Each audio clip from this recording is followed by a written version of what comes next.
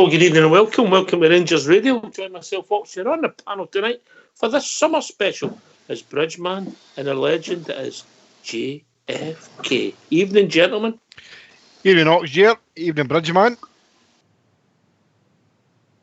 A summer special. Good evening to you two guys. I do apologise for my lateness there. Good evening, Oxchair. Good evening, JFK. A big good evening to you guys. Huge good evening to the guys in the lobby and to all the Rangers fans listening in all over the world. Welcome back to Rangers Radio. How are we doing, Bridgeman? I'm doing very well, thank you very much. It's been quite an enjoyable break there. I'm telling a big fib in a sense. It's an enjoyable break for a rest perspective. But my goodness gracious, I've missed the show. And I dare say all you guys feel the same, you know. It's been... it's like a bug, isn't it? But yes, I'm feeling very good, thank you. And I hope you guys are good. And I hope everyone out there is quite safe. And looking forward to the season. Me and JFK are always good, always good. All the time. Yeah. How are we doing, JFK? I'm doing fine, my friend. It's good to hear your voices now. Good to hear you, Bridgeman. Summer special we've got here tonight. I'm looking forward to it. See who comes in and has a chat with us. Yeah, nice to be back, guys. Really nice to be back. Yep, Fox. I don't know if Fox will be with us tonight. He's keeping a lot of bubbles happy. Let's just say that. Is that? Yeah, I would say that's probably right. Yeah. I don't know. He gets the energy for Bridge. Oh, good old Foxy. That's. I'm glad to hear he's doing. He's keeping well anyway. He's certainly recovered. Take it from me. Was he not too well for a wee while there, do you think? He's made up for lost time. Somebody need to turn their phone off or getting beeped. Right. We'll say that then. Aye. Yeah. He's let's just say his batting average has improved a lot in the last few weeks. Well done, Fox. Hats off to you, pal. Don't mention hats. That's all right. Okay. All right. You hear about when they tried to cut his own hair, JFK? I'd heard something about was it clippers or scissors or a razor blade or. It was clippers, mate, and they got the numbers mixed up. Did he?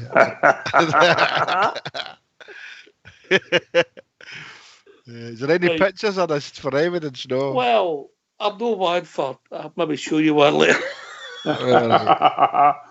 Let's just say he started doing the numbers right. So he worked his way doing the numbers the first time, but when he went to do it the second time, he hadn't reset the numbers. Does that make sense? Well, kinda, aye. But it's still like to see the pictures. So his hair pattern went a bit awry, did it? When he went to start with number 4 down to number 1, the second time he started with number 1 right through the middle. Love it. So what a man. But he's a busy man and he's keeping well and he's missed the Rangers like the rest of us. And a lot of positive things coming out the club at the moment. JFK. There's a lot of nice stuff coming out the club. You know, we've obviously during the break here that we've got a permanent signing in Anis Hadji. Were you happy with that, JFK? I'm happy with I'm happy with the price. I wanted to sign him. There was a lot of talk about 5 and 6 million, and I did say before the enforced break that I didn't think it was worth that money. But I'm very happy. £3 million. Yep, that's a decent price for him. And if it's true that others were looking to pay 6 and 7, but he picked Rangers, then I'm very, very happy about that, mate. So definitely a good signing for me. And the big boy Bassey, the big left back. Big Shirley. Let's hope he doesn't get called that, you know. I think it's a certainty. Well, I think it is, I know, aye. But he looks apart, what I've saw, different things I try to find on YouTube. But the gaffer's got a lot of nice things to say about my big, quick left back, which obviously will hopefully complement Barisic and maybe give him a chase and to keep his place every week. So I'm happy so far, mate. Very, very happy. I thought that was a smart signing, Bridge, the boy for Leicester, because we needed cover, obviously, with those John Flanagan and Andy Halliday, who they done okay for us. Andy Halliday, John Flanagan came in and had some excellent games for us and never shut for a tackle. Andy gave us everything he had. He just wasn't quite there, but he's got himself another good contract in America. He goes with everybody's best wishes. So we're a little short in that area. So I thought that was a clever signing, Bridge. Oh yes, it sounds like it. I don't know statistically about the guy where what his build is and so on and so forth, but apparently he can cover left back and centre half, and I dare say left midfield too if necessary. But big left-footed boy, so predominantly left foot anyway. Let's put it that way. That's what I have. So I don't really know much about him. Does anybody know if he's a 6'5", 2, 3, 1, something like that? 6 foot odds, mate. I think he was 6'2", mate. Right. That's brilliant. That's great. You know, I mean, that's the way football's gone now, isn't it? I mean, let's be honest about it. The average height of teams moved on a lot, GFK, innit? Okay, you can see, in the times that we've been watching the football, obviously same as Bridgeman, a bit longer than that. You can see the physique of the players now, how fit they are, and the big boy looks they call it a big unit, and he looks a big muscly boy, and he seemingly is quick. So I think it's a great signing as well. You know, especially the money be paid for him, and if he's going to replace Barisic at any point, then. That augurs well for the future, mate. But I'm pleased. The two signings so far, I'm really pleased about. He could be a diamond forever, Bridge. A diamond forever, absolutely. No, I think he's the type of person I've been wanting in the team.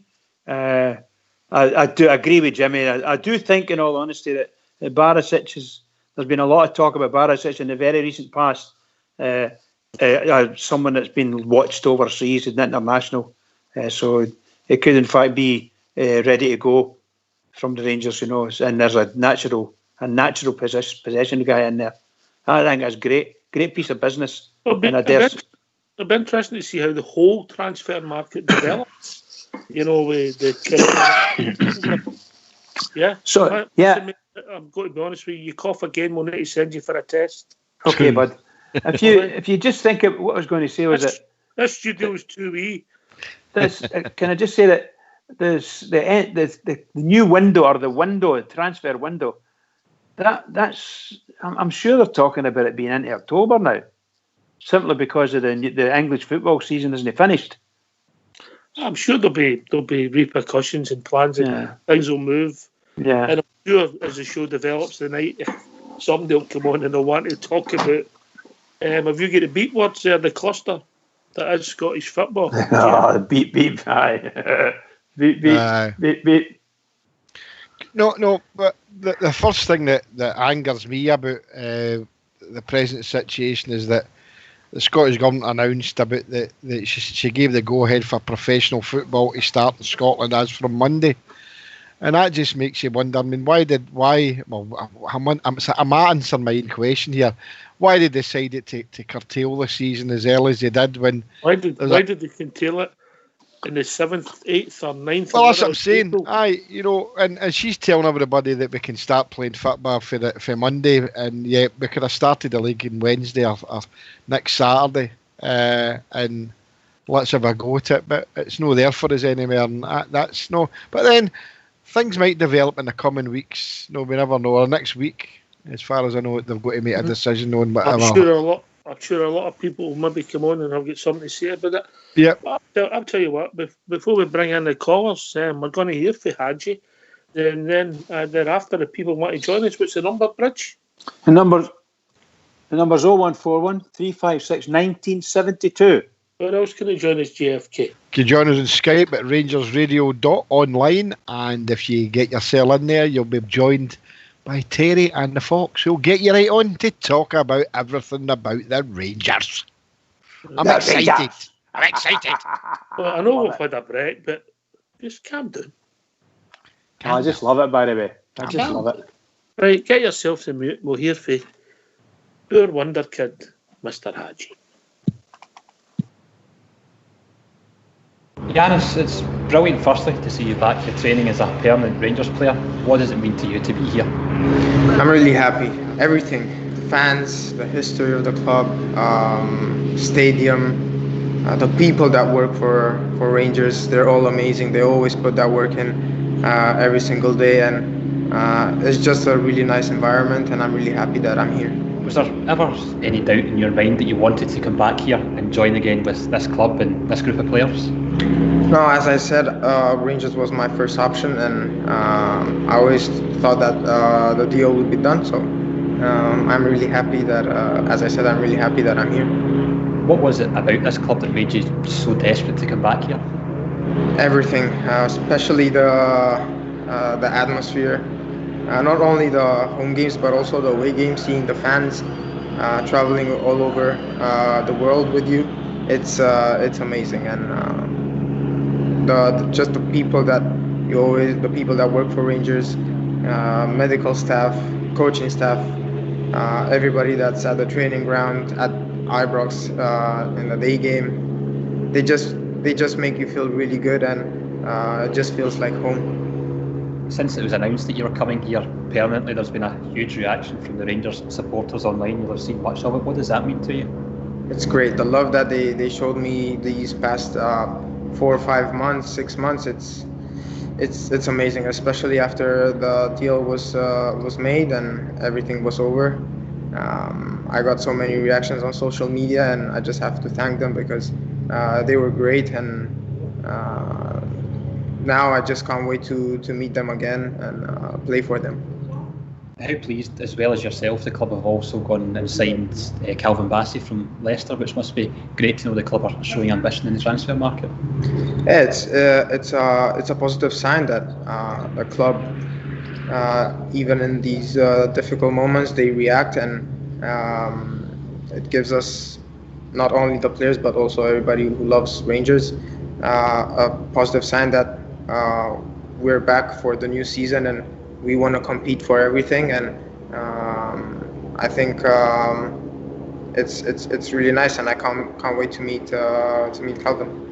Tell us how you've been keeping fit over the last 14 weeks or so since the football was shut down. Well, it was easy. I just had to do what I loved, right? Running. I'm lucky that I have my family has a house back in Romania that has a pretty big garden, so I could have also played some football. I touched the ball. I felt the ball all these weeks. So it wasn't that difficult because, as I said, I just did what I loved. So that was easy for me. You've now got 7 weeks of hard work back here in Glasgow before the season starts. Just give me an idea of how excited you are for that season to get going. Obviously, I think everybody can't wait until the new season begins. But as you said, there's 7 weeks, and we have to take slowly until we get fit, because we had like 2.5 months since we didn't train. So it will be difficult at the beginning, but as I saw that everybody came back fit from the holidays, everybody's prepared, and the positive energy, it's every single day here. So step by step, I think we'll get fit 100% when the season starts. How have you found adapting to this new way of training, having to do it individually for the first period? Well, we're professional football players, so we can adapt really fast. As long as we have the ball at our feet, then everything will be fine. So we just have to adapt. We respect all the rules that we have, and then we just have to concentrate on our game and on our trainings. And is it reassuring to know finally that here at Rangers everything has been looked after by someone of the experience of the doctor, Dr. Mark Waller? Yeah, it's amazing having, as I said, the medical staff, especially Doc. Has a great experience. So also not only now, but also 2.5 months where we stood home. They always took care of us. Whenever we needed something, they were always there, and they posted us whenever something new happened. So we're really happy that we have such an amazing medical staff, and looking forward to work with them.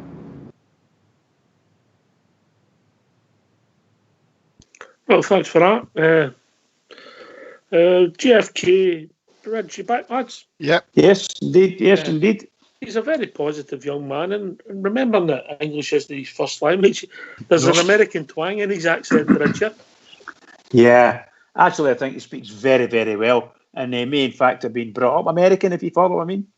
Maybe someone that brought in to look after him when he was young. No, it's not uncommon for the Europeans to, when they learn English, to have an American twang. How they learn it, mate? Yeah, I think there's a lot of American schools in a lot of these countries, that run by the US, of course, but local areas. It's brilliant, isn't it? Just nice to speak. Nice to hear you speaking. It's really nice. And he's got nothing but praise for everything about Rangers. Really positive. As we all are. He just sounds like a Rangers fan, doesn't he? Positive young man, JFK. Aye. Sounds very grounded, he's nae Billy Big Boots about him, and looking forward to the season whenever that is and see him play for us, He's made up his mind he wants to come and play for Rangers. He's told us all that. A lot of people doubted that he did want to come and play for us. A lot of bigger clubs, as they say, than Rangers, but there isn't a bigger club than Rangers. And it's really pleasing to hear him say that he only wanted to play for one team, and that was the Glasgow Rangers. Fills your heart with joy, mate. Mm-hmm. I think it does that, Jimmy. It does that. He could be an important player for us. Anyway, we'll be joined with our first caller this evening.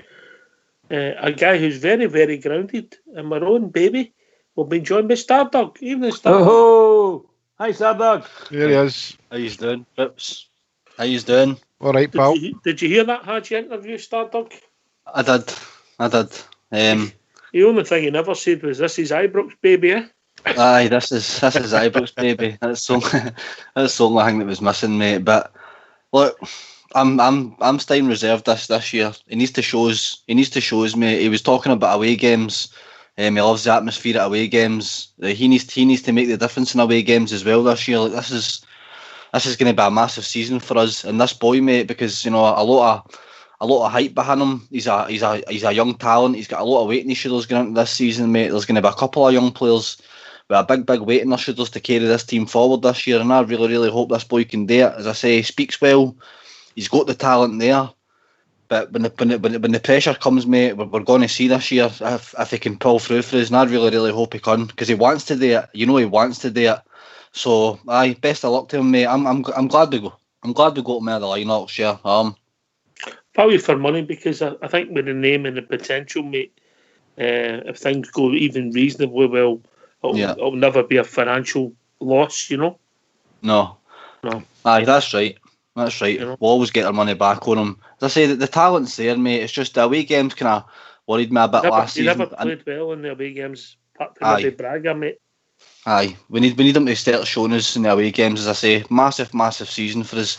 Probably the biggest season, mate, in my full life. So these boys need to do it for us this year. All right, aye. And what did you make of the other signing with the big boys, Big Bassey for Leicester, mate? Nothing that stuck out and hit me and thought, oh wow, we've got a player here, mate. But I did say at the tail end of last season we would need cover for Barisic. We never had any cover for left back position last year, so clever business, mate. He's a young boy. Again, he's got a bit of talent about him. Could be a prospect. We'll see what he's all about, mate. But Barisic is number one left back for me. But it's clever business to get cover from, mate. Obviously. All right. JFK. I think we need men, no boys. Yeah. I think that the next signings what we do, mate. I've said that before. We need journeymen, tried and tested journeymen, to play along with boys like Hadji.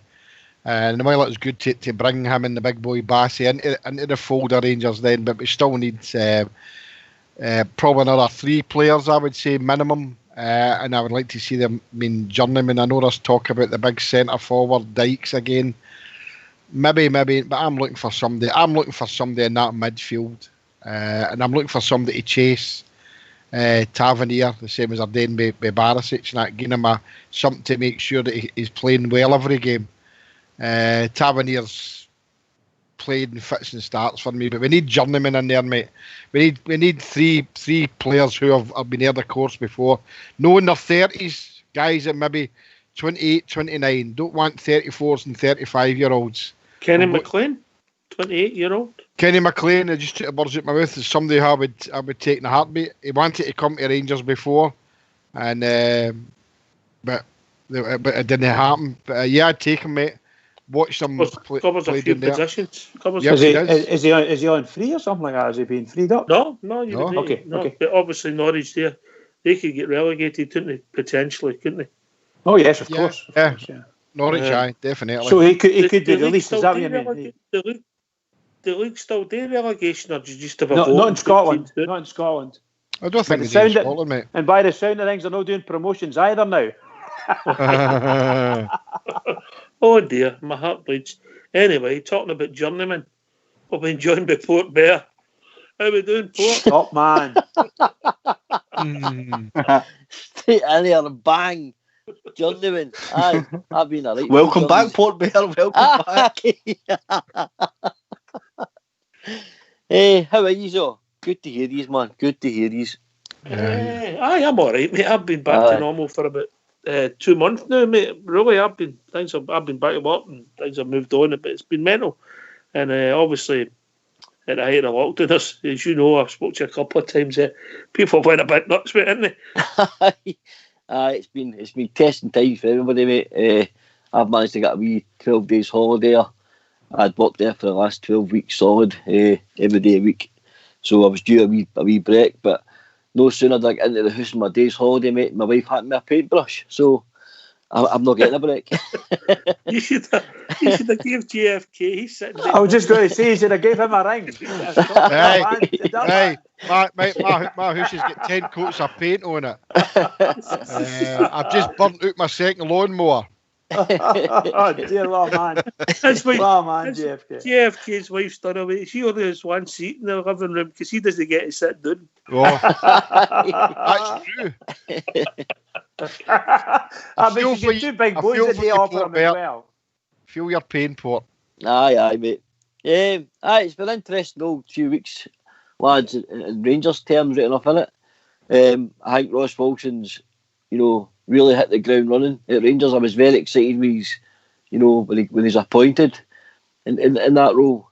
Certainly getting the Yanis Hadji deal over the line. He's no on the for the Was show. it the amount he got over the line for? Exactly, mate. This guy doesn't seem to be like he's going to any prisoners when it comes to wheeling and dealing, mate. He knew there was an opportunity to get Hadji at a price because of the circumstances, and I think it's been very clever, mate. And I think Rangers will get another few deals like that over the line. I mean, the boy Bassey as well. He's took advantage again of that cross-border thing, isn't he? That boy's rated at 3 million. I was reading it today. He's valued at 3 million, and we get him for 250k. Again, mate, using his knowledge of the game, and he's obviously businessman's nous, to get deals over the line. So I'm very excited, mate. But like you just touched on there, I'm excited with the 2 youngsters, but I think now it's enough for the youngsters. I think we've got plenty of youngsters and plenty of projects. I think we need guys in there with experience to help these young boys. Aye, I think you're right. I think we've got to be fair to the young boys as well, Stardog. We've got to be fair. You've got to get it right. You've got to get the balance right. Aye. I mean, Oxshire, a wee example is when Hadji came in last season, it was like the new kid on the block with the Rangers fans. All of a sudden, Ryan Kent was getting treated like a seasoned pro as if he was 28, 29, and Hadji was a new kid in the block. Ryan Kent's still a young player as well. Joe Aribo and these boys, and Morelos is still young. That's basically the way I'd play my team, mate. That's your front four, and they're very, very young players, mate. And what I'm saying is, gone and doing what we're going to be trying to do this year, it's going to be hard enough. So we need to ease up on the pressure with the young boys, mate, and get some experience in there behind them. Like Jimmy's saying, get some seasoned pros in there, get some vets in there. Not all, but folk that have still got plenty left in their tanks, mate. Folk that know what they're going to have to do and have been there before and done it and ran the course before. I feel that's what we need to do this season. I'm happy with the business so far, but I'm hoping the business slows up, mate, because I'm hoping it's going to be the right players we're bringing in. I don't want us rushing about and bringing in cross-borders here, there, and young prospects here and there. It's got to be the right players for here on out now, mate. As I say, gone and doing what we're going to be trying to do this year, in my opinion, is going to be hard enough. So we need to let up some of the pressure on the younger boys, mate.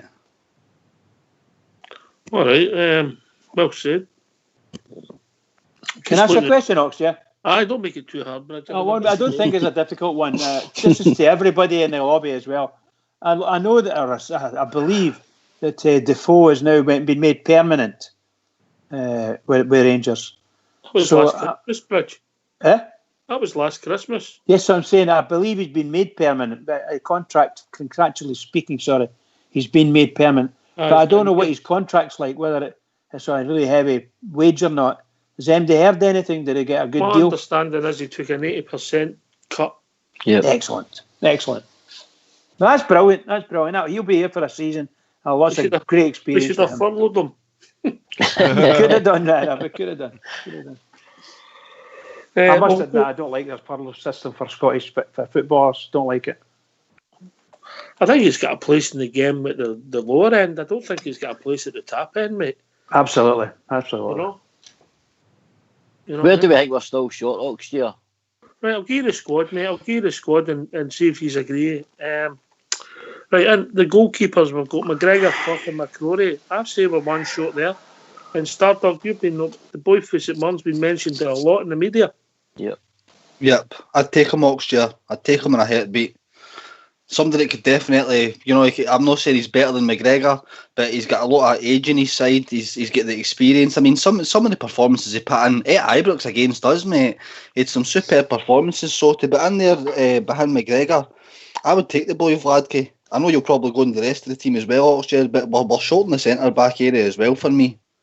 Mate, the trouble is, mate, we've got 4 centre backs, and I think if we're going to bring another one in, I think Edmondson would have to get on loan. I would agree with that, though. I'd agree with that. I think he would benefit from a loan. Pope Bear? I know. I have to agree. I hear a lot of people saying the boy Bassey can also play centre back as well, Oxtear, and I read a lot about it today and checked out where he'd actually played for under 23s. He actually played more games for Leicester under 23s at centre back this year. He only played 7 times at left back, but he played 15 times at centre back. So I don't know exactly where Gerrard's planning to use him, or is he going to use him as a utility man where they can play? I think Bridgman touched on it earlier on, left mid, left back, or if need be, centre back cover as well. So he has got good attributes. Everything I read about him is pace, power, absolute raw strength. So do you think we're one shot there? I've got to be honest with you. I thought the boy Edmondson at times, he looks a very good passer of the ball. Yep. He's definitely quick. But when I watched him against Hearts at Tynecastle, mate, I went, oh. I think in these games, Oxtear, I think a sensible thing to do would be sending him out on loan and let him get games. And we've all been screaming for another centre back. We've all said it on the show. Connor Goldson's let us down too many times with this Billy Big Boy attitude. The Beckenbauer attitude he seems to have. Maybe we need a Bridgman's always wanted this. We're centre half sort of captain stroke like guy that's going to be a mainstay in that defence and be maybe the new captain or vice captain. I don't know, but I definitely need somebody in there, mate, of better stature than what we've got. Yeah. Comment, JFK, I mean, the centre backs we talked about, the right back position, we've got Tav, Holster, and the young boy Patterson. Yeah. Is that the cover you're looking for in that position? I'm all right with that, but I mean the right centre back is our most weakest position in the team because we have only got Connor Goldson there. I mean, obviously at the left centre back we've got Hollander, Katic, and Edmondson. But Katic is right fitted, mate. I know, but I tend to think he goes there because Goldson's playing, mate. I know that exactly. Right side of the defence. So, but I mean, I'd like to see Golson again. I keep using the word Bengida chasing somebody come in and play for his place and make him aware that he's not a first pick every week, and that's what was happening there last season, guys, and the season before. So, for me, that I would say in the back four, that's our weakest spot is a right centre back, and I think we need to do something about that. Everywhere else, I think we're covered. I know Katic plays there because of Golson, Oxford, but I'd like to see somebody brought in to compensate for that, definitely. Because I'm all right with Hollander and Edmondson. Well, Hollander's still got a lot to show, isn't he? His injuries and things like that. When he came into that runner, he came into a runner for him, Bridgman, Hollander. We weren't shitting goals, were we? How I feel about that. I think he's probably our best centre half, and we've got him in our books. I think he'd be a great player for us if we can shrug this injury off and get back onto the pitch again. and his positional play is very good. I think there's a couple of times he's fallen over.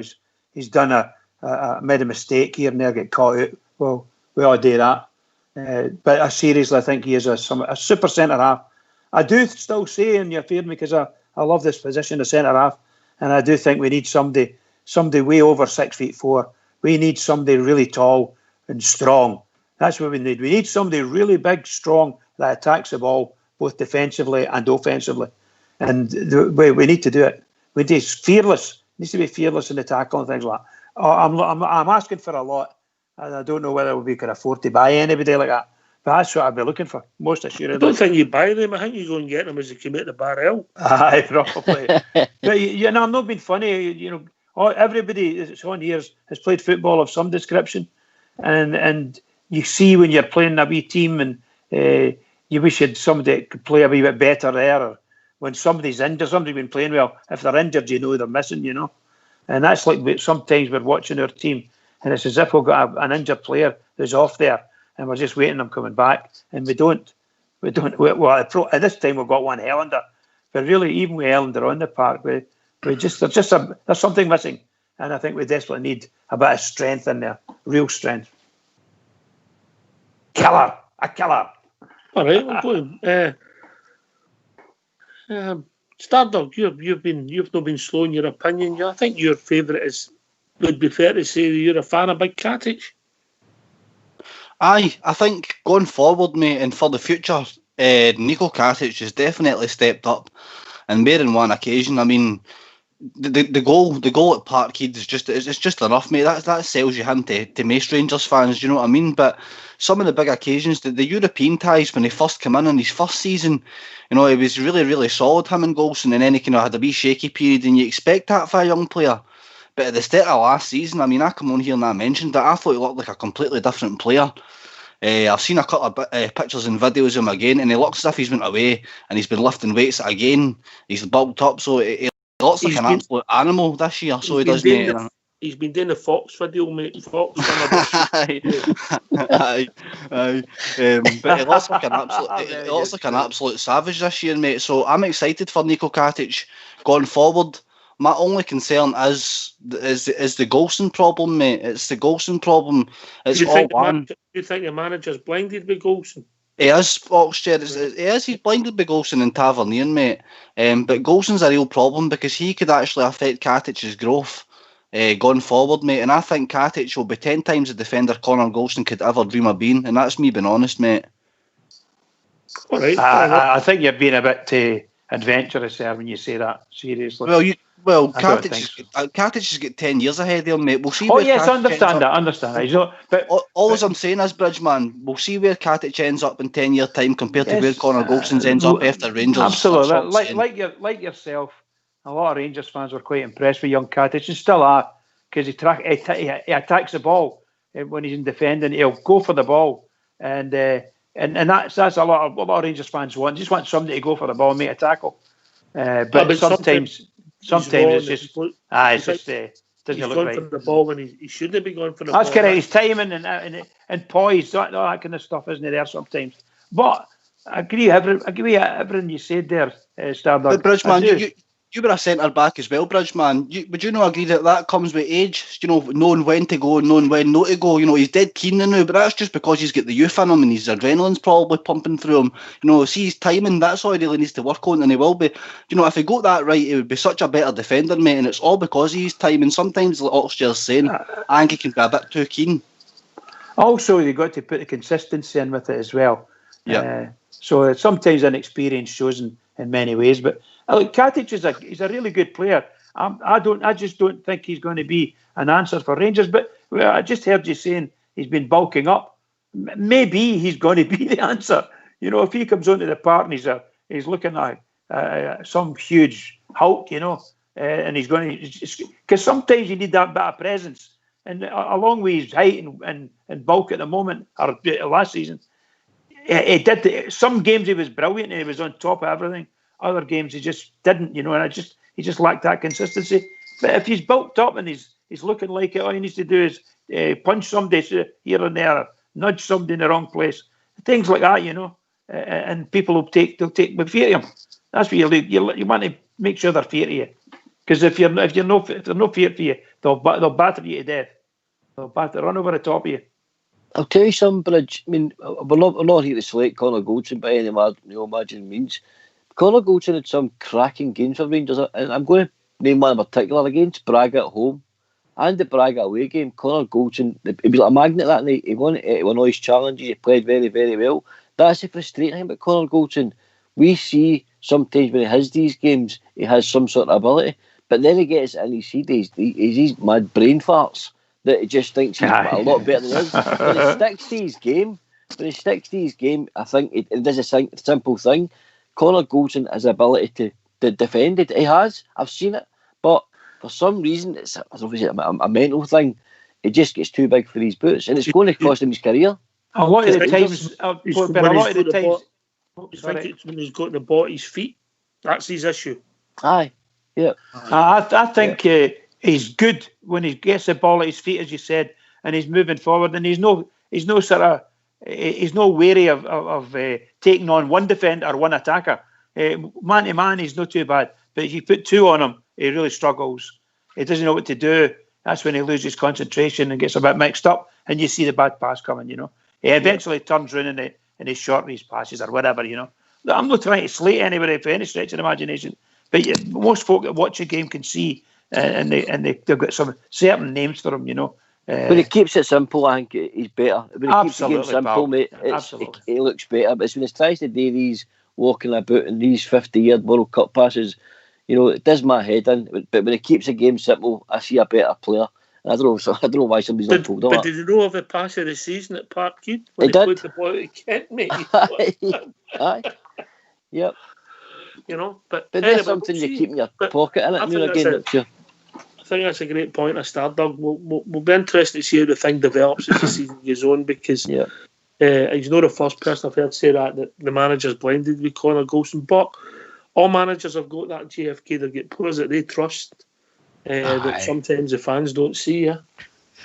Well, we've seen it obviously with Connor Goldson and obviously with James Tavernier, to America. But I mean, the manager's got to make a judgment call here, and he's got to realise that Connor Goldson is a liability.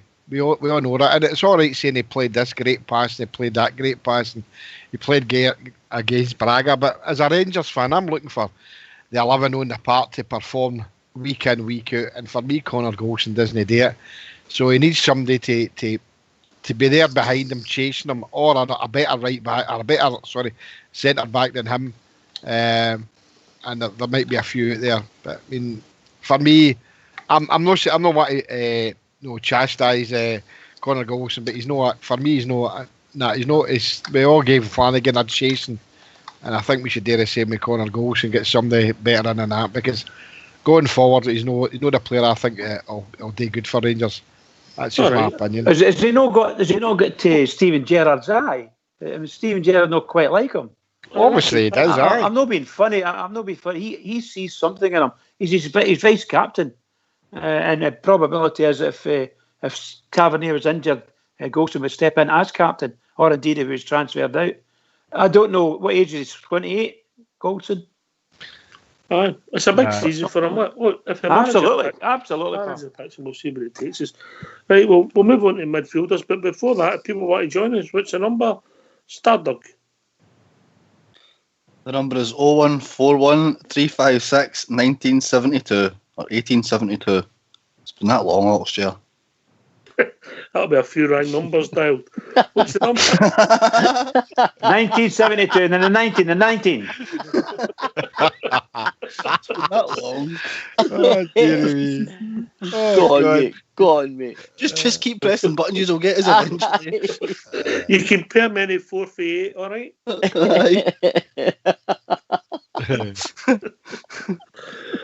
dear. Oh, it's good to be back. Or just don't phone in, just join us at Skype at rangersradio.online.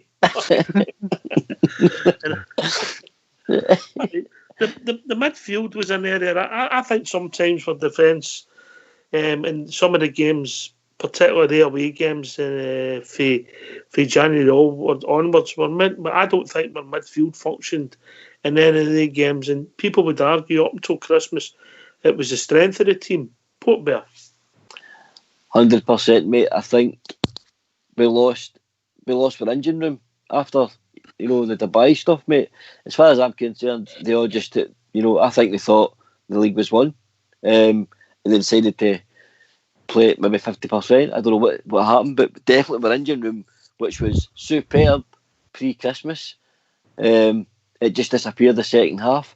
I think we've lacked fight for a long time in there. I still asked myself today, who is that guy that's going to drive our midfield? The guy that's going to be barking and shouting and getting winding the midfield up. I mean, that's your engine room, Oxshire. It's one of the most pivotal positions in your team. This is where everything comes through. And I think again we have to find, you mentioned all the time, mate, the right blend in there of having your flair but your absolute tiger that's going to win. All these 50-50s, he's just going to do the simple thing, keep it simple, and win games for Rangers and drive the team over the line. It's a big ask, mate. I know they're expensive, these guys. I heard you mentioning the boy from Norwich. Quite exciting. I know Lewis Ferguson's been mentioned. Quite exciting for me as well. But it has to be a type, mate. But it won't be cheap, I don't think, to get that guy. I think there'll be players about, mate. I think football's going to be downsizing all for the top down, mate. I mean, I've read an article in the press that Arsenal are talking about letting players go because of finances, and so when teams like that do, you're going to get a standard of player maybe getting released that you wouldn't have seen before, and they'll be looking for clubs, and they might not be getting the deals that they were getting a year ago. JFK. Yeah, exactly. The Kenny McLean one excites me, because in the centre midfield we've got Ryan Jack Arfield, and we don't know what's happening with Greg Docherty. But centre midfield for me, certainly I'd love to see Kenny McLean there. I've got to 100% disagree with Port. I wouldn't touch Lewis Ferguson with a Bards poll. All the money that's been talked about, for me, he's a liability. I'm not keen on him at all. I'm not into all this hype because he's the Barry Ferguson, Derek Ferguson. For me, he's not a Rangers player in the future. For me, I'd rather go with Kenny McLean, who I think we could get for a far less sum than we get for Lewis Ferguson. The sheep can keep him as far as I'm concerned. But yeah, Kenny McLean in the middle there with Ryan Jack, Scott Arfield, and we don't know obviously about what Docherty's situation is. I certainly love to see him included in the Rangers squad, mate. Definitely. So you're no keen on the boy Ferguson then? Is that what you're saying? Yeah, no, it's £6 million. I never picked up on that at all, Bridge. Yeah. I just some of the things you said, I can hear myself saying it. There's nobody from Scotland moving and within Scotland to each other for that price, mate. Especially knowing this climate. And remember that Aberdeen are asking their players to take wage cuts, so players might want to be moving. I wouldn't take him and going for nothing. I don't rate him at all. So that's a different thing. You just don't rate him. I don't rate him at all. I think he's overhyped, mate. I don't think he's a player that the Ross area is. All I would say is I've not seen enough of the boy to judge, because I don't watch them when they're on. I only watch them against us, and it's hard to judge because you're caught up in the emotion of the game. I've not been. He's no stood out to me, but you're not watching the opposition. You're just watching their team. I agree with that. Aye. Yeah, that's the truth. I've not seen enough of him to judge. Port Bear. No, Stardog. I'm a Lewis Ferguson fan, mate. I like him. I think he's going to be a great player. But is it what Rangers need to know? No, but we spoke earlier on the show about youth and young boys and things like that. He's an air boy, mate. You'd be going out and spending money, but it's not a name like Jimmy says earlier on, like about Connor Golson, and it's not really a name you want to see on your team sheet every single week. That's not a name that would be on the team sheet every week for me, mate. As good a player as I think the boy is, I think he would be ready for a move to Rangers to make that step up. But as I said earlier on in the show, mate, for going and doing what we're going to try and do this season, we can't be taking any passengers, any maybe players. It's got to be players that are coming in to go straight into that first team. Players that you're looking at and going, right, he's got to be starting every single week. He's got to start this week. We need 11 Moreloses, mate. That's what we need. 11 Moreloses, because that's the only guy in the team that you would basically say he has to start every single week. If he's fit and he's available, he needs to start every single week. So that's what we need this season, mate. That'll be 11 Morelos' pre-Christmas, no post-Christmas. Pre-Christmas, that's pre-Christmas Morelos Oxshire, right? I get your point. But we'll see where it takes us.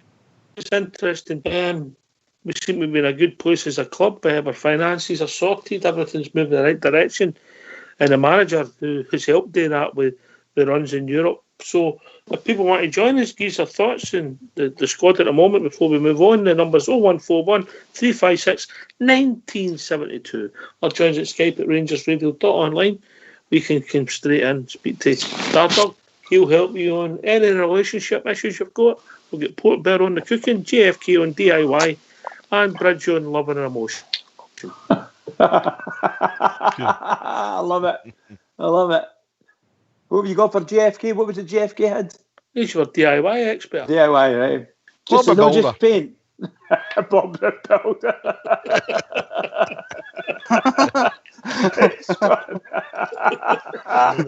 Oh, JFK is superb, by the way. Superb, Bob the Builder. I love it. I'm perfect. I'm going to keep laughing at that one. Oh, sorry, boys. Sorry. Just magic.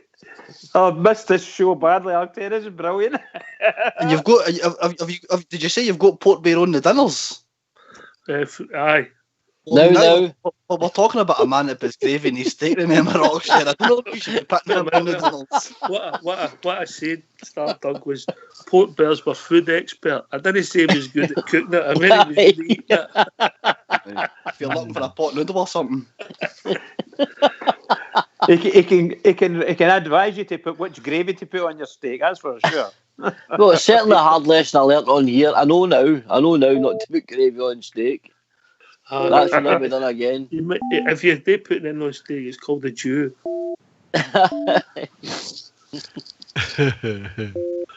You know.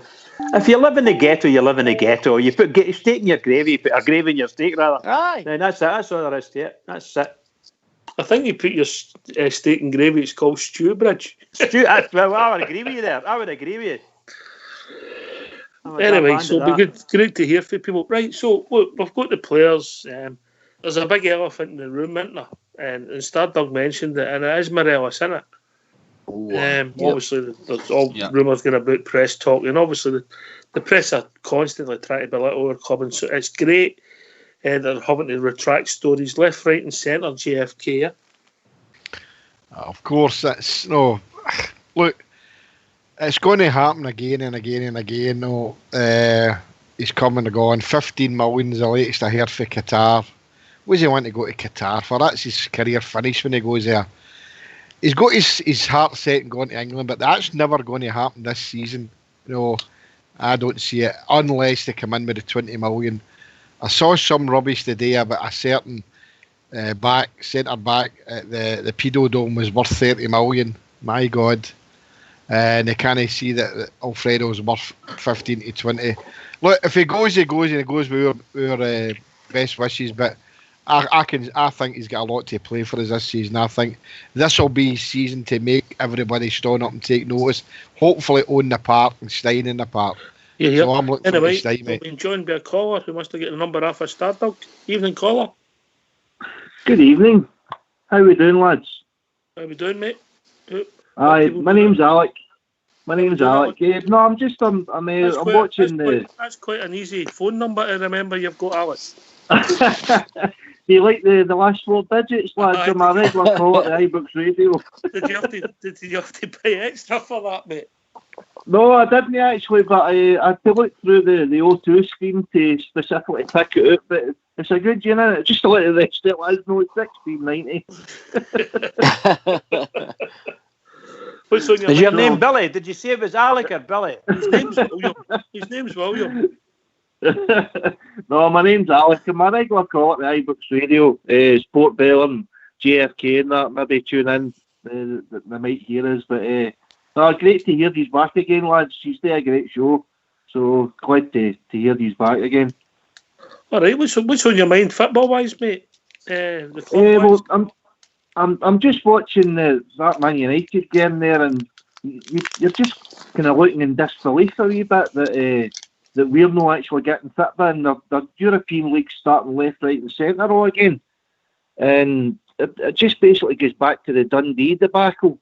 I mean, Radio Clyde, listening to that the last couple of nights, you keep going down the same road that the clubs decided to end the season. No, they didn't, because the Dundee vote was to carry on with the season, and it was only when their vote got lost, the 72 hours to basically the SPFL to come in there and convince them to change it. Because Can I ask you a question, Alec? Can I ask you a question? Yeah. Do you think there's another country in the world, football-wise, and I don't want to go into politics for obvious reasons, right? Is there another country in the world, football-wise, who's dealt with this crisis worse than Scotland has? No, it's incredible, isn't it? It's embarrassing. It's laughable. But as I say, I mean, Doncaster and all his cronies already told UEFA 6 days before the vote had even came about that the Scottish clubs had decided no, we're finishing our season. And as I say, the Dundee vote, the initial vote was to carry on with the season, and it was only when they got the chance to reject or to agree with the proposal, that's when they decided to call the leagues. So initially the SPFL clubs said, no, we'll try and get the season out, and it's just farcical. It's smacks of corruption, and your man Peter Lywell, his fingerprints is all over this for me.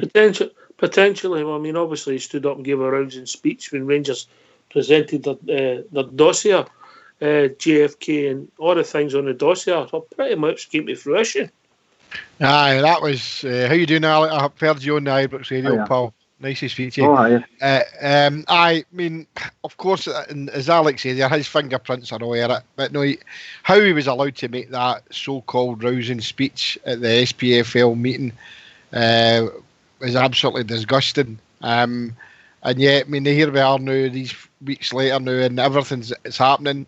Oh, there's more than just Sky were owed money. Now everybody in Rangers can just stand and say, well, we told you so. And I'm not jumping on this bandwagon that's going to ruin Scottish football. I'm backing Hearts and Thistle to take it the whole way, even if it means that Scottish football doesn't start on the 1st of August, because these clowns need to be held to account.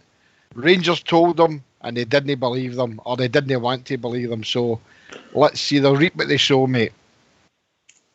When you look at it, Alec, when you look at the team, when you look at the decisions, and I'm not talking about our club. If you want to look at it, the relegation of the club, the no playoffs in the leagues, Partick Thistle being relegated, Brecon managing to stay in the league when they've got a member on the board.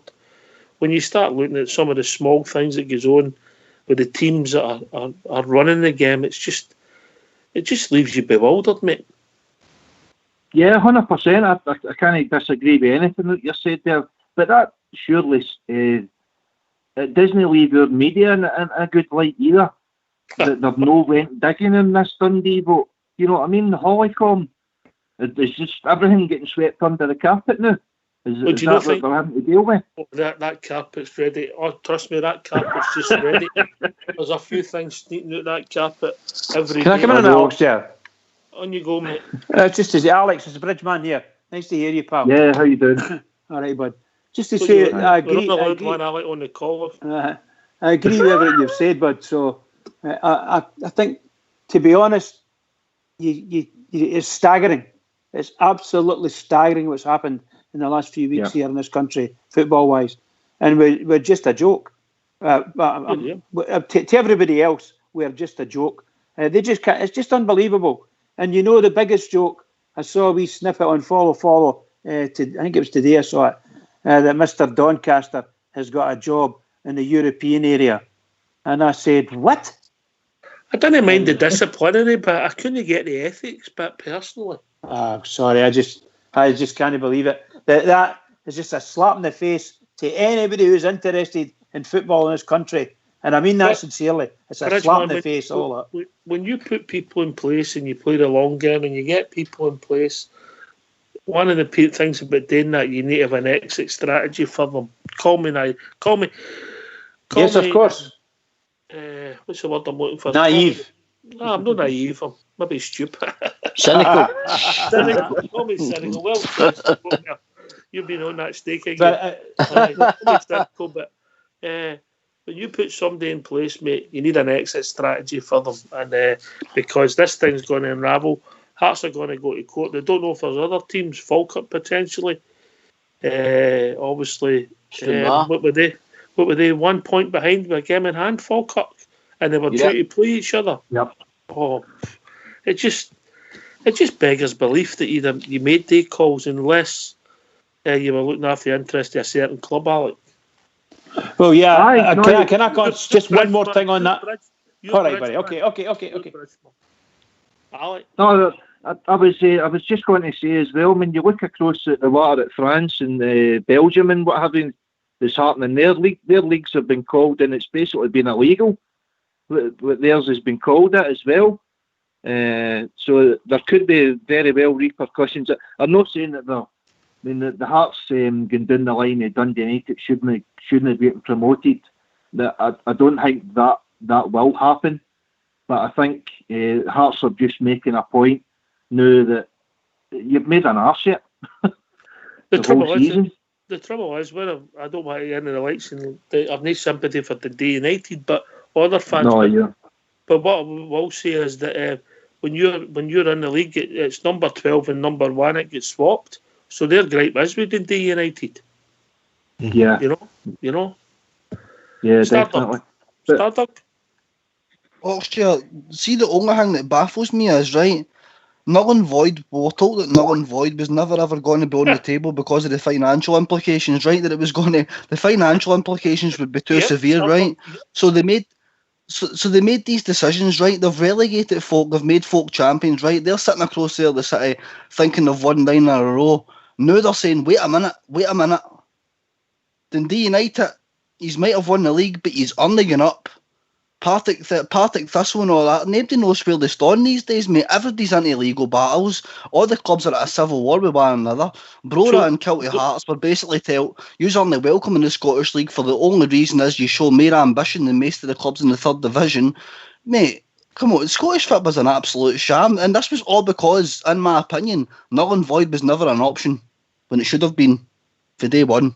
But null and void should have been the option along with try to play the games. Give yourself a savings brace, Alec. Correct. No, it should have been on the table. But as you say, when you look at the league starting right across Europe, and we're sitting in the house, kind of sitting in our hands. I mean, you wonder what this James Anderson makes it all as well.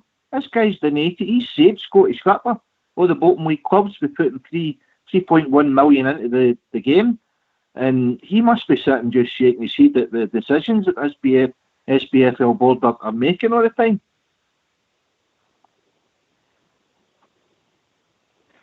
Agree, mate. Agree. I mean, look, it would be fair to say they've not covered themselves in glory, and I don't know of any country in Europe that's handled this pandemic worse than Scottish football. JFK.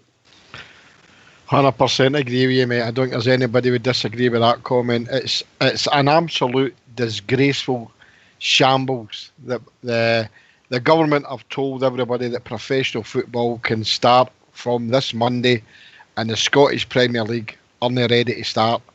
It's an absolute disgrace, and the fingerprints are lie well are aware of that as well. So let's hope. I know some people are dying for the football to come back. But if Hearts and Thistle take this a full road and it stops the Premier League starting the 1st of August, I'm all for that. Right, I'm sure we'll come back to that in a minute. It's been a while, lads, but get yourself on mute because we're going to have a tune.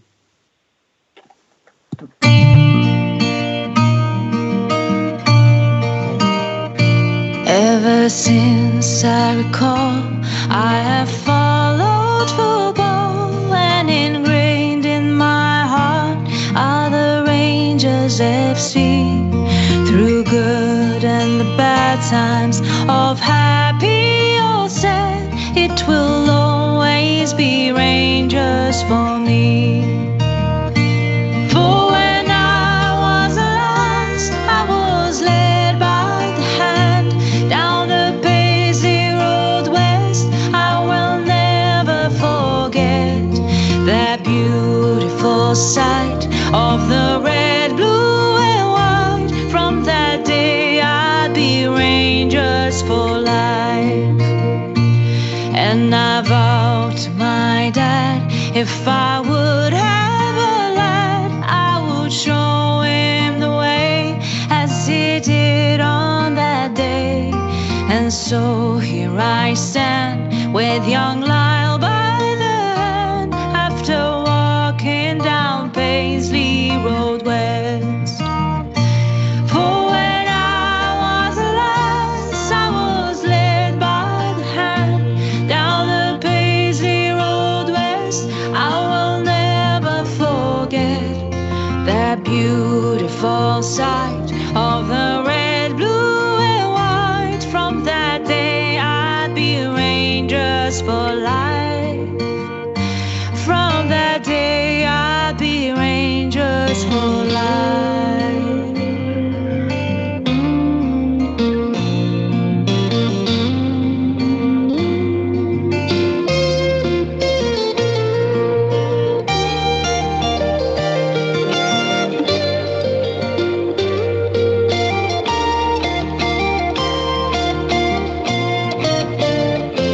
There's a great sense of pride that I feel deep inside as I'm watching the Jazz with my father and son.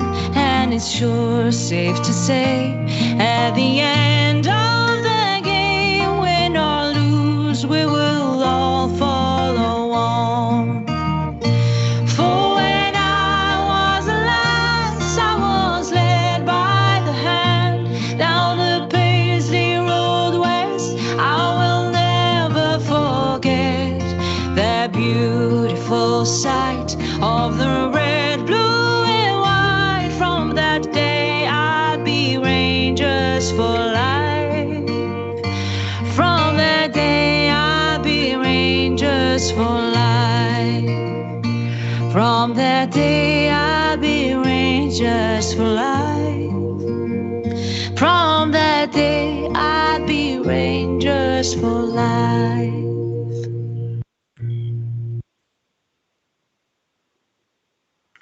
Wow.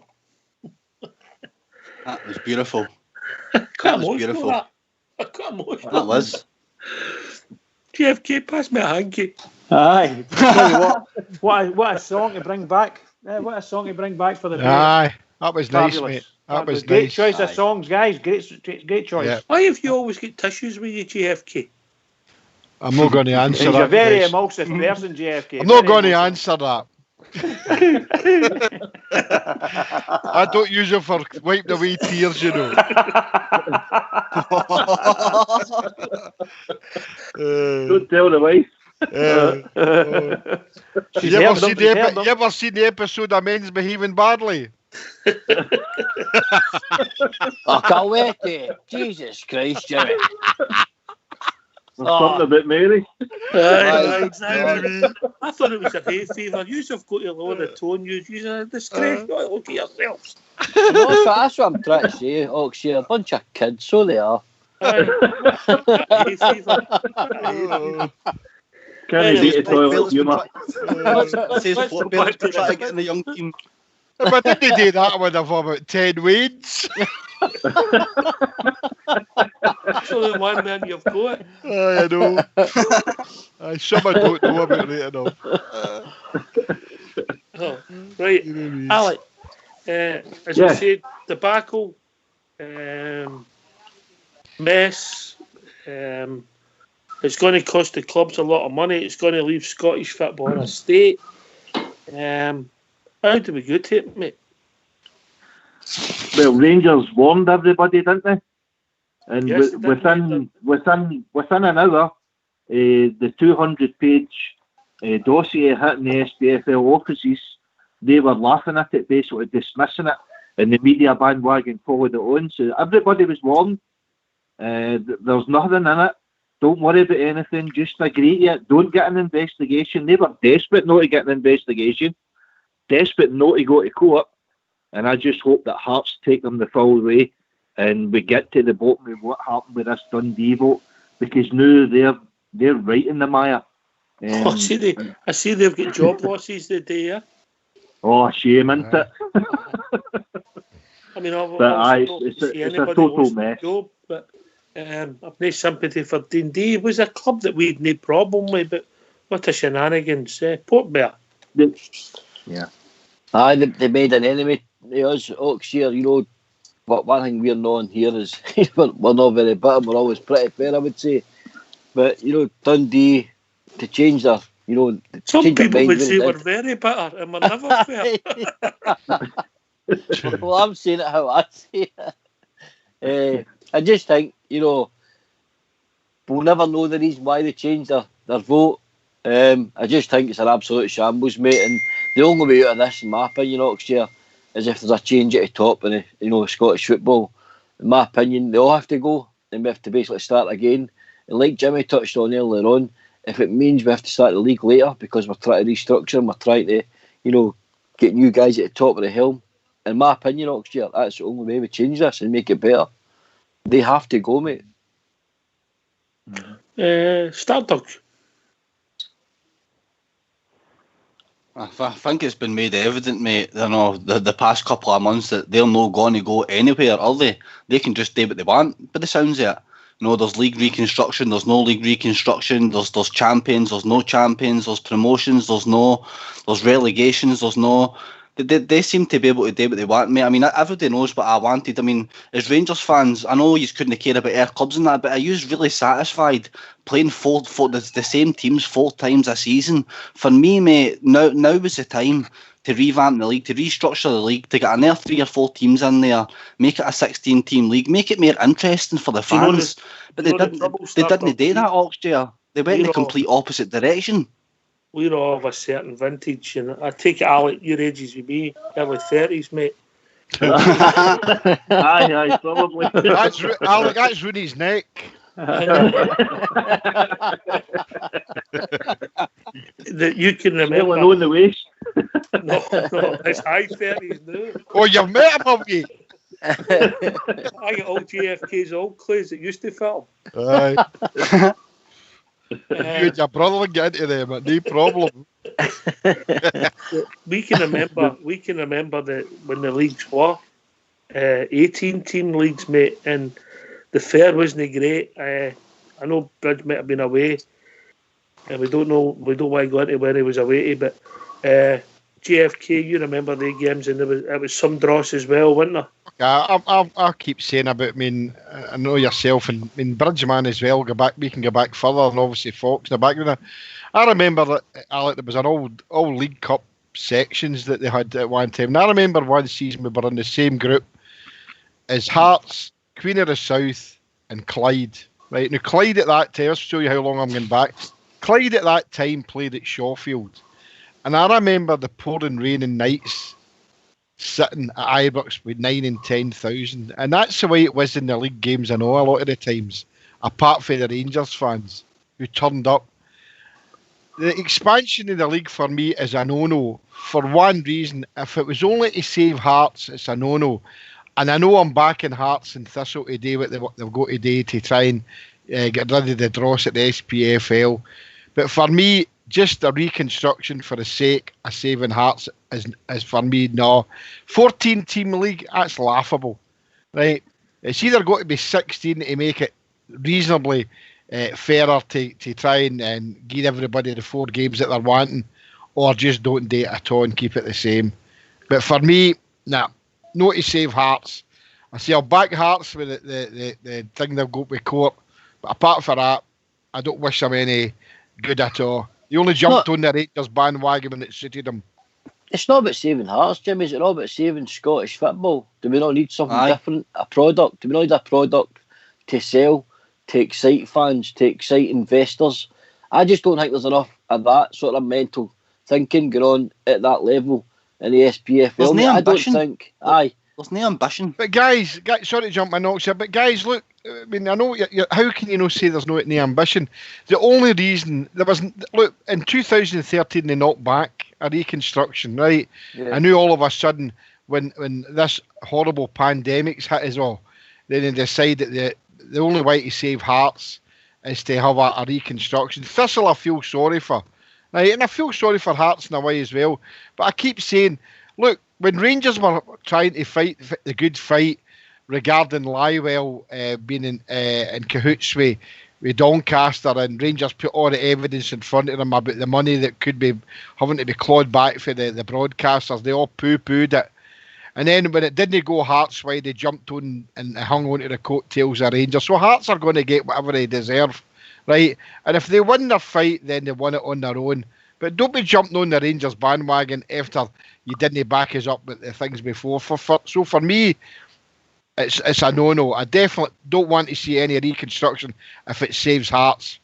Let them get compensation if that's what they've got to get, but no to save them. No for me. If you're serious about reconstruction Scottish football, if you're serious about it, and I take Port Bear's point, and I'll go to Alex with this. If you're serious about it, this is not the time to do it. Status quo, clear the decks, get it right, and then have the debate when there's nobody in positions that it affects. You have to do it at the start of the season so that people know what's happening, what they're playing for in that season. Like we did, I know it's a long time ago, like we did in 1975. I think we relegated 8 teams, didn't we? Yeah. 8 teams were relegated, you know? So you've got to do it at the right time, and to do this now, I don't think would be the right way to go, Stardog. I know your point about what you were trying to do is of the D derbies and Ayr United play come up one. 3 people watching that on the telly is not going to bring investors in.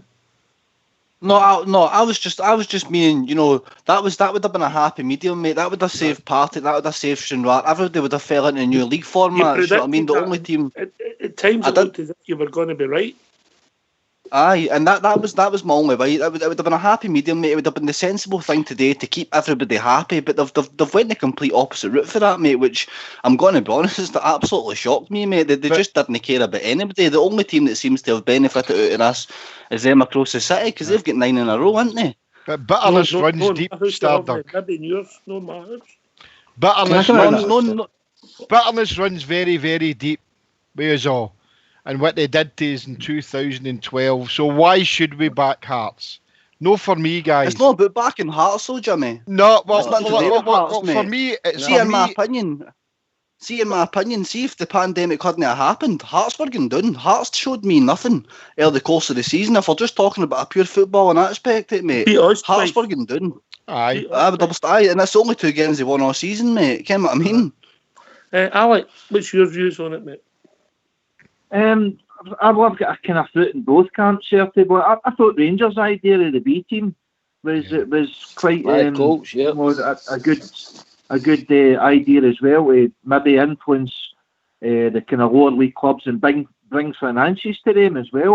Was that also bringing in Kilty and Brora Rangers as well? Yeah, I think it was. Yeah, I mean I agree with JFK as well. I mean, see, up until this pandemic this year, there was nothing wrong with the leagues, you know, and the playoff system and everything was quite good. It was working well, the split in the playoffs up and down. But I thought Rangers' idea of introducing the B teams to the bottom leagues would have brought a good finance to them as well. So it was a win-win situation for everybody there as well. Yeah, can I come in? I agree with it. On you go. Just to say, some of the points have been fantastic. The guys have used all put up brilliant stuff. I think just a wee recap when we went into shall we say, when the pandemic really hit us and they went into lockdown, the very first thing that happened is the Celtic called a press conference and wanted the league, because they knew it was going. They just knew it was going to happen like this. I'm not saying exactly it got to the letter, but no far off it. You compare them and their manager to the way that Liverpool and their manager. Yeah, absolutely. Yeah, it's just unbelievable. The other club, to be fair, the fans are right. They're a club like no other. Yeah, but can I just say that all the things that's happened right up until the last couple of weeks, the wee report that Rangers suggested with some smashing stuff in it, I thought, and I think the Colt teams or the B teams tickled a lot of folks' fancy. To be honest, a lot of folk would like to have seen that happening. Admittedly, they may have to change it a wee bit here and there, but it sounded very good and interesting and different. But my goodness gracious, did that report get an absolute bruising? Absolute bruising. There's nothing in it. It's rubbish. It's this, that, and the next thing. And here, as Alex said, and a few others have said too, a lot of it's turned out to be absolutely spot on. And you know, all of this shenanigans from the time we went into lockdown until now, when we're told that they can start playing football next week, nothing's happened in Scottish football. Nothing other than acrimony, bitterness, and hatred. That's how they should be dragged across the coals, the directors who run the game, because you obviously have got another call wrong. Anyway, we've been joined by a caller. I'll give you a clue. He's a Super Johnny. Anybody? Oh, Andy Phillips. How we doing, Andy boy? How you doing? You all keeping well, right? Is that the googling one? Aye. That's his brother. Oh dear. Are you all doing well, eh? Are you all keeping fine, right, we're all right. Aye, you're good self, mate. Aye, not too bad. The school's getting bigger, like, you know, with the more coming into the bubbles, like, I've got a full run in the school. They Waynes ruined that Johnny's job, didn't they? Oh, definitely. You're no kidding. Well, I've been at it since day one, as you know, like, but you just keep going, don't you, like, you know? Yeah. But, you know, you just keep plodding away. What's on your mind? Well, the same as you guys there. I think you're right. I mean, I think Bridge just stole my thunder there just before they come on there. I think when he came out and says this is our title, I think it was already done then. There was never any intentions of opening up the league for it to go forward. What worries me, they three guys are still in power. Now, we know what's going to come because they're going for the 10 to 10. Now, what really worries me now, they're calling for certain fixtures not to be played because we're playing the first one at the Pedo Dome. No crowding as it stands, so it's a level playing field, so we'll get it moved back. You can't be doing things like that. Call me cynical, mate. If the fixtures are put out and that's the case, they rely on the two games against us to sell their season tickets big time. As we've seen up until we can back up, they couldn't sell any of their seats. Yeah, they could sell big flags and put them on the seats, but they couldn't sell their seats. So they require games against us to sell their season tickets, and they know if they don't have us there, that potentially there's between 5 and maybe 10,000 who might not renew. Yeah, I go along with that, but that's what it is as well. Because, like I said, could you imagine we wouldn't have to run the gauntlet or that heat we have to put up with before we go there? Nobody in the ground. It'd be a definite level playing field. I think we take them out. Even with the current squad we've got now, that I think needs badly strengthening. But that's their first blow. I mean, they've not even started yet, man. They're coming out with Keat like that. You can't have that. That's just not on. I mean, geez, what they're going to... Why don't we just pack it up and say, no, forget it? You can't do stuff like that. That's just rubbish. That really gets my goat. I'm going to open something else up. When you've mentioned the media, obviously they're going to the media, they're going to the Hollycombe boys are going to the same press all the time, the same journalists who it's unravelling in front of your eyes the mistakes they're making. Who's enjoying Rangers when we're making announcements? We're going to Rangers platforms, we're making it with Rangers forums, we're making it with Rangers podcasts, and the media sometimes only getting a sniff. Oh, sure. Can I come in here? Yes, mate. It's been absolutely fantastic, mate. I'll give you a good example here. The week our super class media announced that, Stuart Armstrong was linked with, Rangers, again, making absolute crap up, and because they need to sell their papers, so they make fake news. The guy Calvin Bassett, comes right in out of nowhere the same week, and it was only announced, as you say there, mate, on Rangers media. All the leaks are gone, mate. Nothing's coming out of Ibrox. What a difference. But as you said earlier on, a lot of things are getting done right, mate, at Ibrox right now. And I think it's only been a benefit of our club, including the media stuff, all the Rangers-minded media, like ourselves, Ibrox Radio, Rangers TV, the actual Rangers TV channel. It's only breaking on our stuff, mate, and it's only good for the club, because we know when it hits any mainstream media, it's like a 50-50 toss-up, mate, innit? It's going to be bullshit or real. So that's why, I mean, I'll always tell everybody to, use Rangers, own media outlets. There's plenty out there. Just don't believe any of the red tops. What is it, Oxia? Don't buy it, don't read it. Don't click, don't buy it. Just don't, because it's all lies. And it's all propaganda against Rangers. There's enough media out there, Rangers media, to see us all through. And I just want to take my hat off to whatever's happening at Ibrox Rocks here, because they're playing their cards very close to their chest, and I like it. I really like it. Fair play to them. Here, Port Bear. I agree 100% with you, pal. Marvellous. Alec, any comment? No, terrific. No, I 100% agree with him. And I'll give you another example. What he was saying, Kenny and Ibrox Radio had a wee snippet of possibly the next Rangers start for next season. So he put it up on his page tonight, and lo and behold, the Daily Record have went with it. So they're not getting a sniff of anything coming out of Rangers, which I think is brilliant, because they know nothing and it kills them. It hurts them. You can see it the way they write their articles now. It hurts them that they don't know nothing. It's brilliant. GFK.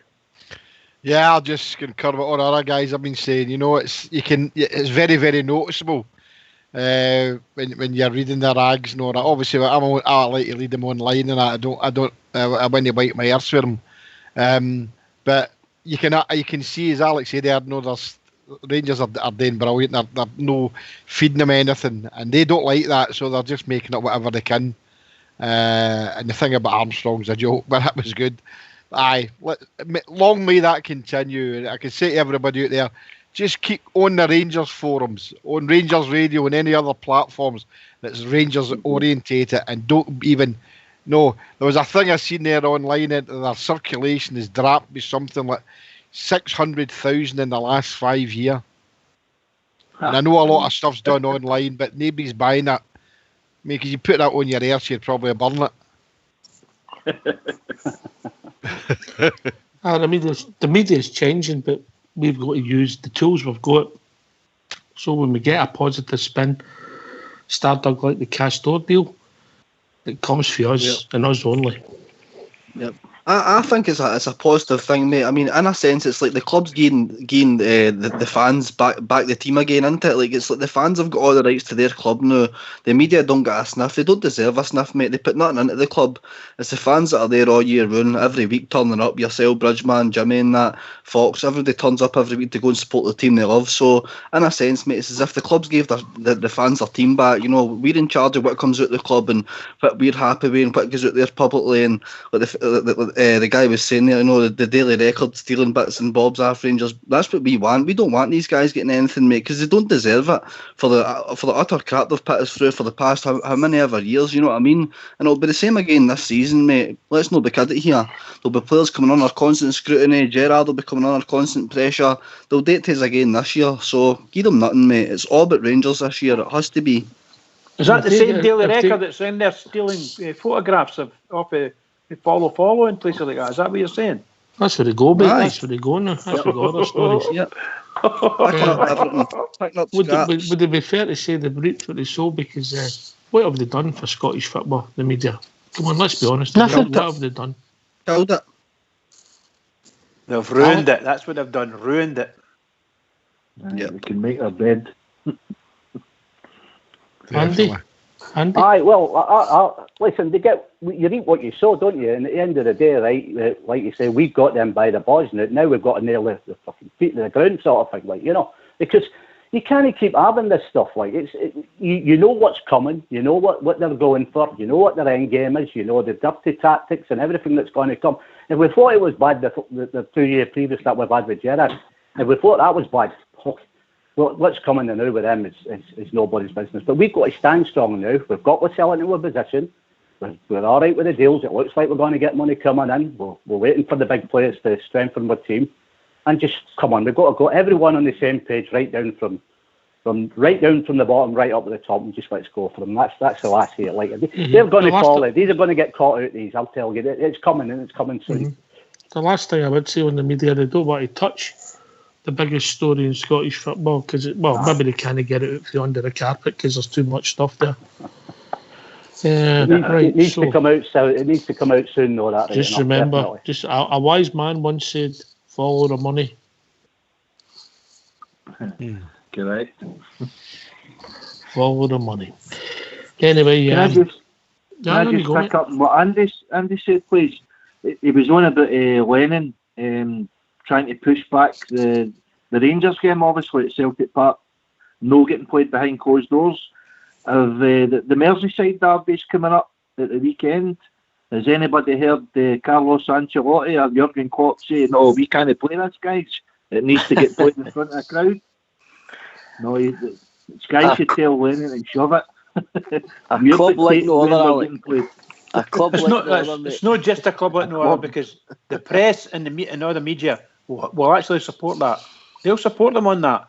They'll want it put back because it's only right. That's our biggest game. That's what they'll say. That's our biggest game. We shouldn't be playing that against in an empty stadium. I think these have got it wrong, lads. I think they should play the first game there with all the fans because they're used to disinfecting all their seats.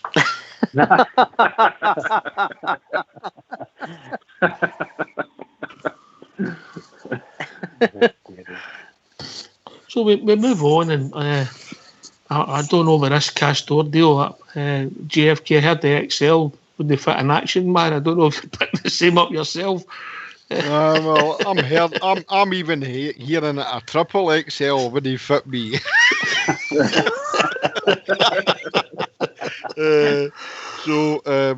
I'll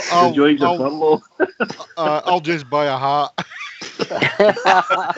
I don't know if they did the hats that big neither, mate. Aye. I know what you're saying.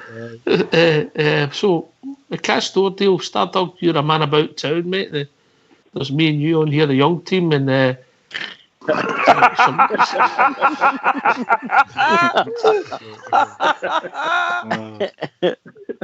do you think of the Castore gear? I mean, obviously we've just seen snippets of the training stuff, and that's the start of it. It looks quality gear, doesn't it? I don't know, mate. I don't know. It looks all right, I suppose. The training gear looks all right, but I'm going to be honest with you. The Rangers taps that I've seen online, I've not seen the right one. Mate, You've not seen the right one yet, mate. Well, even hopefully when I see the right one, I like it because everything I've seen. I'm going to tell you something. It will be blue, mate. Well, I'd be shocked if it wasn't. I'd be shocked if it wasn't. But I mean, I don't know, mate. I mean, to me, they don't look any different from last year's taps, really. But I've seen online. I don't like them, mate. And I don't know if I'd be paying £90 You haven't seen the tap yet. Well, let's hope it changes my mind. You haven't seen the tap. What do you not like about it, Stardog, pal? I just don't like the clays, mate. I don't like the clays. I don't think there's a lot of focus into it. The design's not really that nice. It's just, I don't know, mate. I'm different, obviously. I'm a younger guy. I don't like the stuff, mate. And I know it's dear and all. For me, mate, it's got to be something a bit more designery than Castore for me to be putting it on.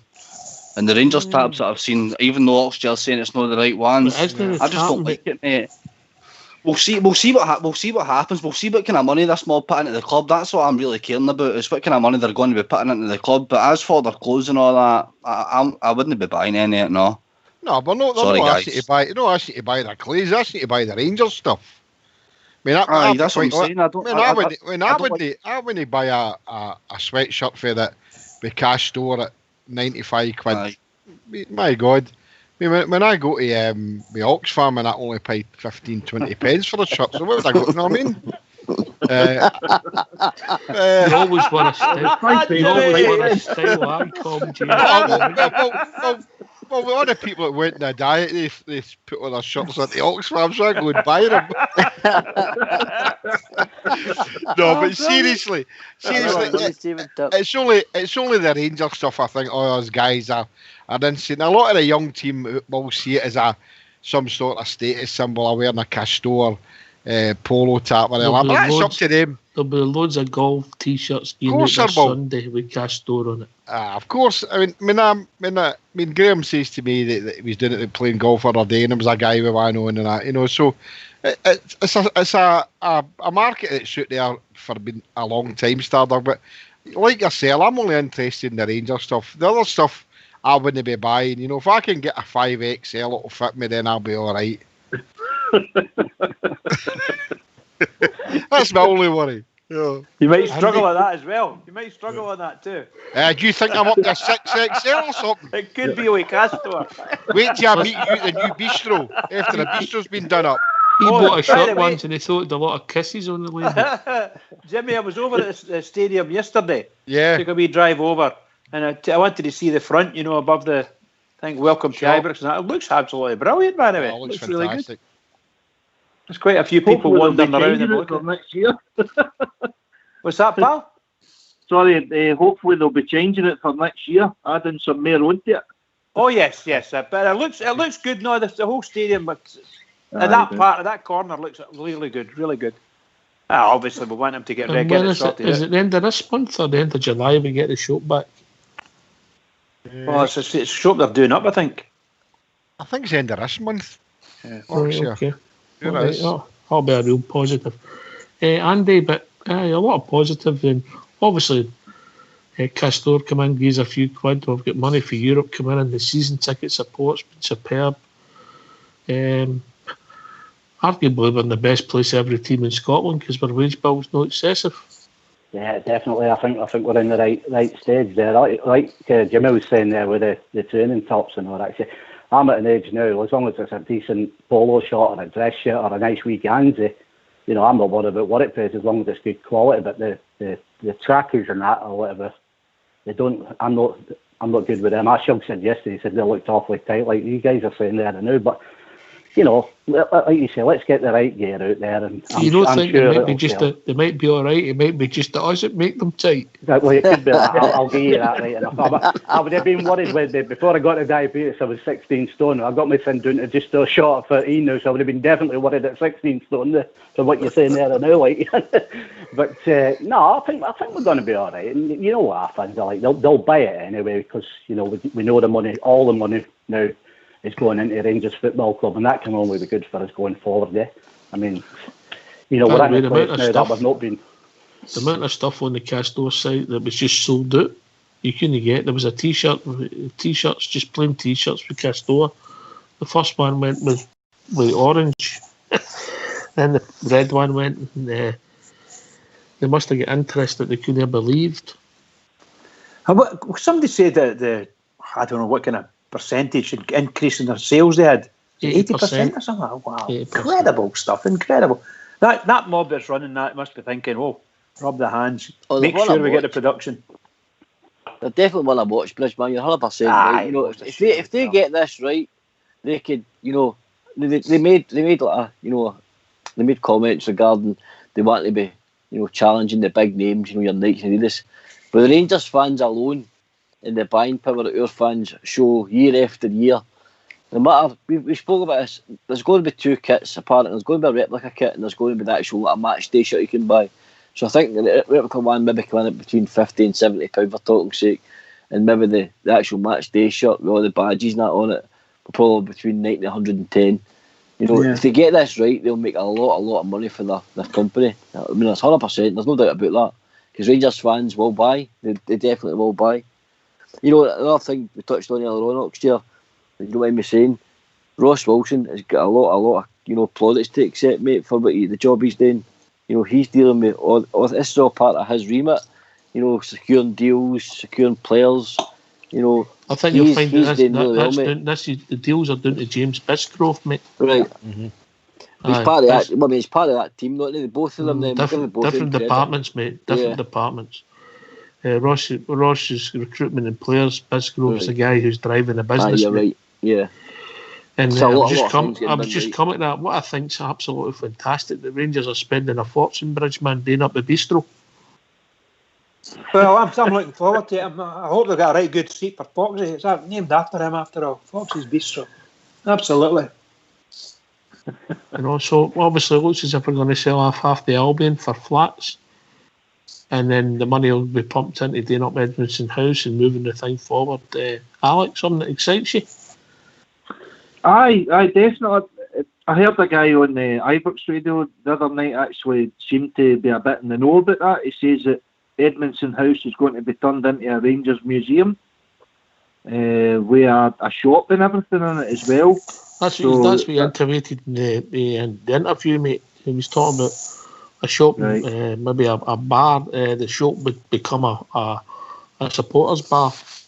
Yeah, they get facilities to watch the game and have a pint and everything as well. And then it's like kind of any museum you go to, you kind of go round about it, and obviously the historic stuff that you do. But then the punters end up in a Rangers shop, and so they buy merchandise. I wonder where they get that idea for JFK. I know. Barcelona. But no, in a couple of the clubs that I've visited over the years, that as soon as you leave the stadium, you're straight through a door into the shop, and that's the way it should be. That's where Rangers have lost out a lot of the years. So let's hope they get this right when they do. Let's hope that they ask the fans to name it, and we can punt for the name we want it to be called. Oxchair came up with the name we want it to be called. The what, Oxchair? King's Highway. King's Highway. I'm up for that. And then you have to have a bridge over for the museum to the ground, because that's the one I'm looking for. Yes, and then that's what I said. The Bridgeman flyover. Absolutely, the flyover. And what about the Oxchair Gate? We've got an Oxchair Gate and a Fox's Bistro. No. That's what you're looking for. I'm just a fox, I'm a Port Bear the bouncer. Port Bear would be a good bouncer, wouldn't he? It would be. He's young enough. One of the Mitchell sisters, he is. Like that one. Thanks very much, mate. It's good to be back. Go the banter. Star dog. Can't criticise for telling the truth, can you? I tell you what, mate, that was an honest assessment there. I would say that. You taking the words right out of my mouth. It's a man for Mitchell.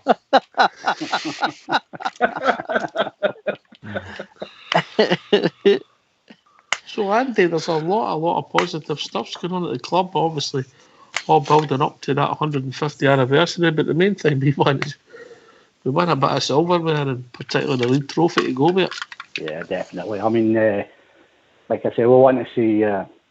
Well, he's not going to, like I said to Shuggs this morning, like I said, he's not going to open his hands yet. Like, he's only brought Ajay in, and the boy that I've not even heard it, to be honest with you. But he's big guns, and he more or less said there the other day, be very excited because, they're going to get good players. Like Alec just said there the other night, the guy on radio, he thinks there's a couple of £5 million players coming in. How true that is, I can't see in this current climate right enough, but you never know. But we have to have real characters. I mean, I'm still, well, as you said at the start of the show, I'm very worried about my captain and my vice captain. I think they've got to be looked at or really, really pushed very hard. I mean, they wouldn't be in my team, as I've said many times.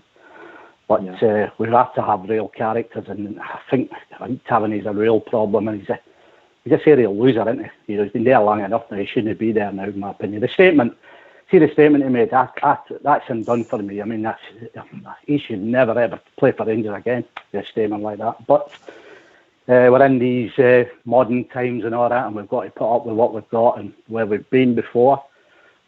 Everybody's got to be on the right page here. We've got to get right into them every game, right from the start to the finish. None of this working yourself into it, getting a couple of goals up and sitting back like we used to do. When we get a couple of goals up in 5 minutes, 10 minutes, go and get another 2. Make sure the games are done by half time.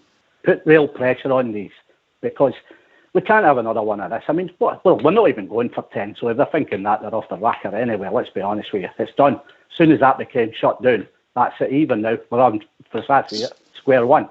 Can I come in, Oxia? Yeah. Yeah, and if you're going to keep swearing, we're going to put you off the show, Andy. I'm totally honest with you. If you mention that again, You'll be barred. Am I right, JFK? See, they're winding up for me now. Jimmy's coming now. What's it taking me? 11:15? We'll send JFK and Port Burren.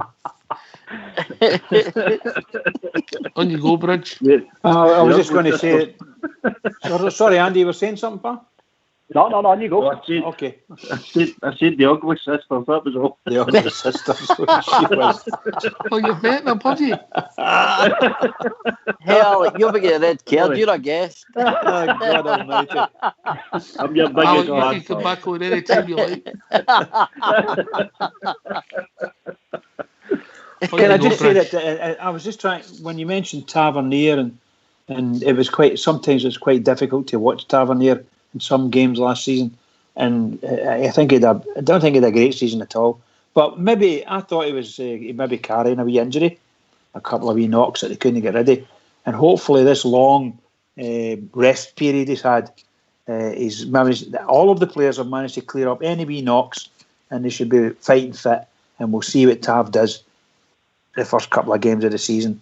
And if he doesn't improve, I think you're going to find the pressure will be on. The pressure will be on. You can't have him 2 seasons in a row. I think some of the pressure went on Tavernier the day at Hampden Park, mate, when they never rocked up and took that ball. Yeah. Mm-hmm. Can I just say something, please, regarding Tavernier? Aye, on you go, mate. Right. No, I agree with Bridgeman saying about Tavernier. He has got talent in there. That's the most frustrating thing as a Rangers support. You see the talent that the guy's got.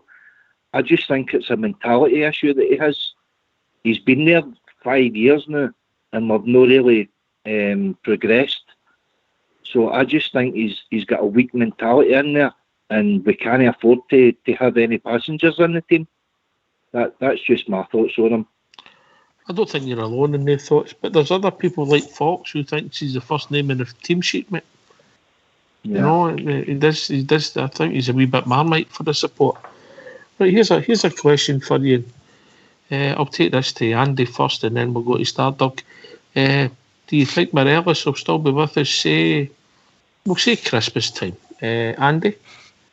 Yes, I think he might want to try and settle, see how it goes.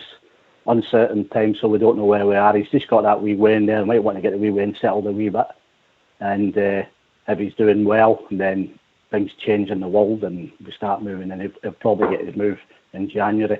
What we've got to get out of Morelos is he's got to, that first half of the season, he's got to get rid of that pit lip with the second half of the season and carry that into the second half of the season, and we'll probably win the league. Stardom. Bold words there, Andy. I don't know, mate. I want him to be there, Oxjay. I don't see any other teams taking a chance on him, because let's be honest, there's only one place the boy wants to go, and it's down south. And when you get down south, mate, you know, you look at his discipline record, and a team, the bottom half of the Premier League, they couldn't afford to spend 20-25 million on a boy, mate, and have him missing for 12 games out of a season. You know, that could potentially be relegation for a team down there. I don't think he's ready yet. I think another year at Rangers would do him the world of good. But at the same time, Gerrard's got a huge decision in his hands to whether he sticks or twists with this guy, because we all know how good he is when it's gone good for him. But when he's not there, the team suffers for it, mate. And I don't know if that's because the team are too reliant on him, or just because he's that good. But, you know, when he's not there, mate, the team, they suffer, and we can't afford that this season. We just can't, mate. I can't stress it enough. So I want him to be there. I hope he is there. But in the same sense, I hope he's got the right attitude. I hope he's there for the right reasons. Port Bear. We're always his oyster, Oxjay. You know, this boy can, I've seen it before, this boy can play the top six, in my opinion, in Germany, Spain or England. You know, and I think in the last couple of seasons he's messed up probably the best opportunities he had to get to with top six clubs. Now I think maybe you're talking mid-table clubs in all them leagues, maybe take a punt at him, but not the big money originally we'd be looking at for the first 6 months of the season. I want him to be here, like Stardog says, but like he also says, it's a sticker twist in it. Does he go and just take what he can get from him and then try and reinvest that money maybe by buying 2 strikers? I don't know, mate. I don't know how much he's going to get for him, but I'd like to see him here. to fire us to a title, mate. I really would. It would be good for him, be good for Rangers, and because of his goal scoring attributes, mate, he could fire us to a title, mate. He could in his first 6 months, performances. But when it hits that petted lip stage, we know what happens. He just sometimes it just becomes a pain for me, mate. And then we've not got any other strikers, to throw in there to give him a break either. So I'd like to see him, but I'd also like to see another striker in there as well, mate, to be honest. I've got to say, I really admire the young man for the way he looks after and tries to do his bit in his hometown, mate. Absolutely superb. 100%. When I came, I always make a point of seeing JFK. Very funny. Take my food parcel up. It should have one food parcel to fill his belly part. Transit van. Oh, maybe not as big as that, mate. But you might need a few. No, look, I think if it's all saying, and money talks. If somebody comes in with a big offer that Rangers can't refuse, then obviously see if he says he wants to go, Jimmy, in my opinion, when somebody says that the offer's right, you just go. Don't of course, you're gone. Of course, right, you're 100%. But I'm hoping he's, he can use this season to get his big move down south, as Stardog says, because he craves for that. So the best way to do that is stay on the park, try and not be caught up in anything that's going to get him booked. But we all know that a lot of his bookings are because of who he is. And if he can get through this season without what happened last season, then and win us the title, and that's what we crave for. We want the title. The other 2 cups don't really matter for me. It's a title or nothing. And if Alfredo can do that, then and he wanted to go, then he would go with my best wishes. And I'm probably the same as everybody else. But let's hope we can keep him. But only let him go if he wants to go, and the money's what we think he's worth, which is between 15 and 20 for me. Bridgman. Well, I think most folks said it a wee bit earlier on in the year, that if, for instance, in January there, if somebody came in with the money, they would let him go gladly. And I think that maybe strengthened up to now, because we had a very poor 3 months with him. 4 months. So I think he'll let himself down badly.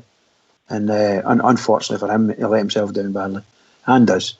So, yes, I think if someone come in with something like 15 million, I think most Rangers fans would say take it.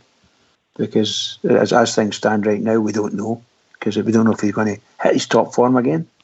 But if it goes on for a month, and if this magical October window, or extension into October, if we get a couple of games in and he starts firing all cylinders, then he could be back up to the 20 or 25 again, So we've got to, obviously the manager's got to gamble it, but I don't think you should accept anything less than 15. I really don't.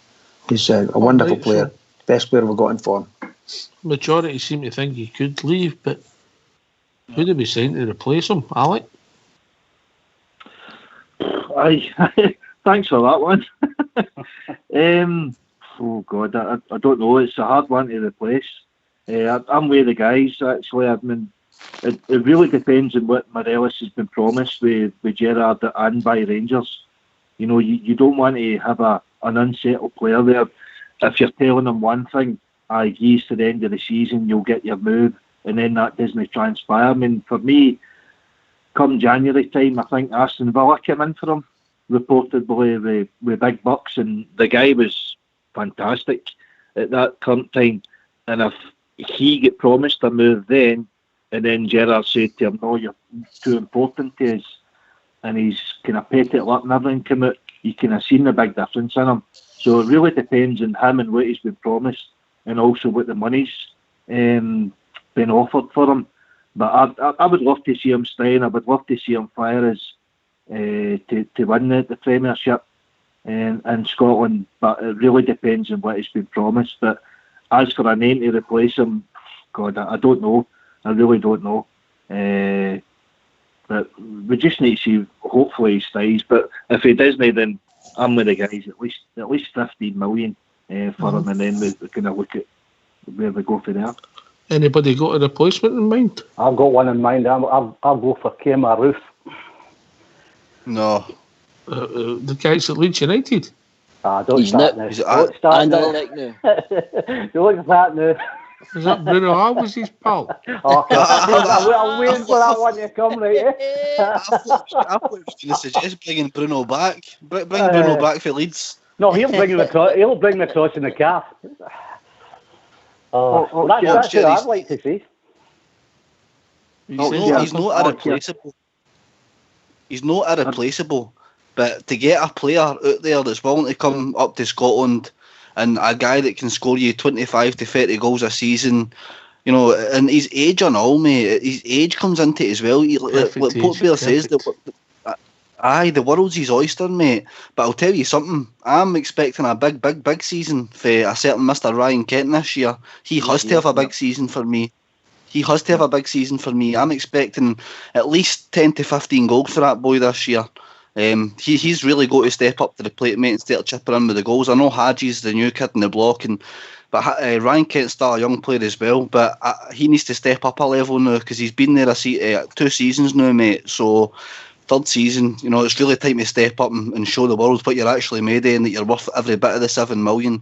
Can't just do it in all firm games. He's shown glimpses of his ability. You think he'd go against Hearts, the goal at Parkhead, but he needs to get a level of consistency, mate, because some games he was appalling. You can't just do it in the all firm games. As good as it is to see him tearing them apart every single time he plays them, I want to see him doing that to your Hamiltons, your St Mirrens, your St Johnsons. I want to see him being the best player in that league, mate, which he could become. No, I think he really could become that. But I tell you, I really expect a big season for him this year. Do we think it's possible that all of our players will be able to be at the real top of their game at any time this season? They have to be, but I understand that. I'm just meaning that it's more than 3 months since they kicked a ball. Yeah. You know, and it's going to be another 2 months before they kick a ball in all probability, the way things are. So it's going to be difficult for them even to get to that point where they're 100% match fit. It could be Christmas before that happens. They'll be the same boat as everybody else, Bridge. Oh yes, I understand that. I'm talking about us as a crowd watching the game. With the level of players we've got, our 70% will be better than St Mirren's 70%. You know, I'd expect us to come through this and just get back to normal, mate. Winning games, that's what we need to get back to. Well, I think that's the point I'm getting to. I think that's what I'm trying to say, that we might not get back to a real normal position until after Christmas, maybe New Year time.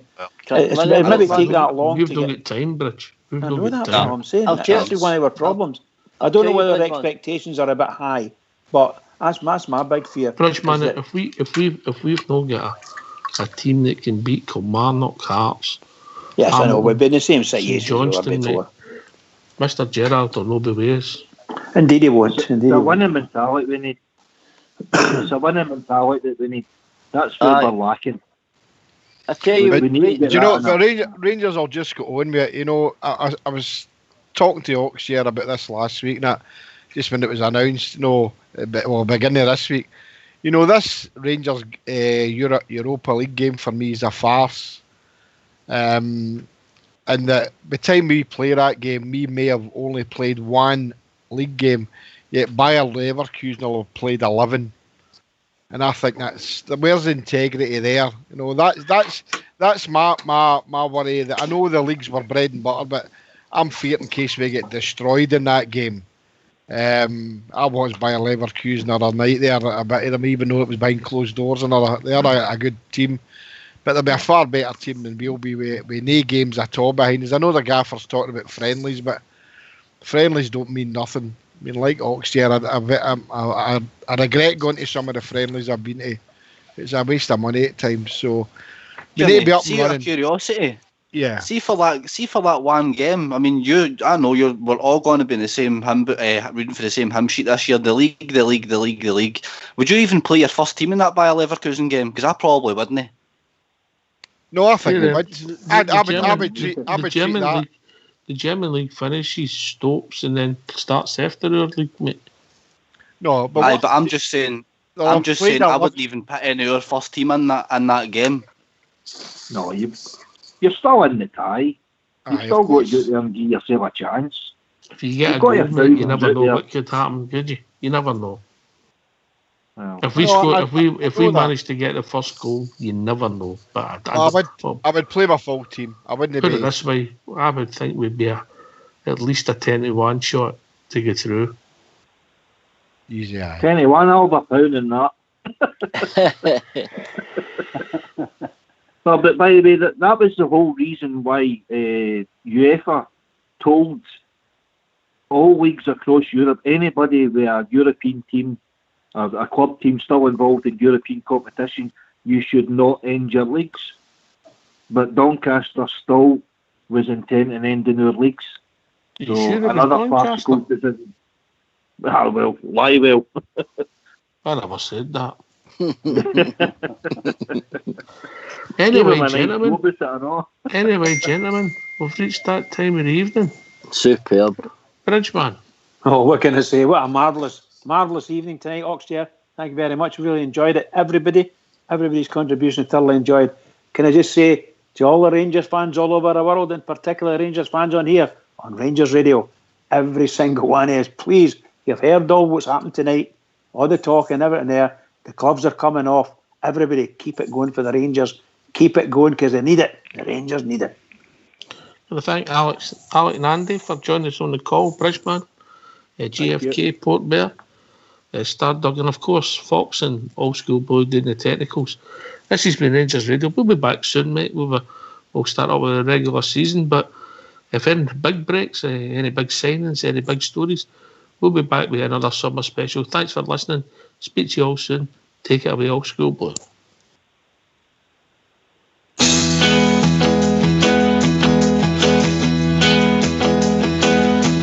I sailed the wild Atlantic, across the broad Pacific shore.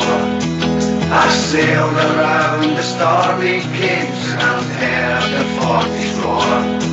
I've wide the Indian Ocean, I sailed the China Sea, but there's a sea back home in Scotland, more than all the rest to me.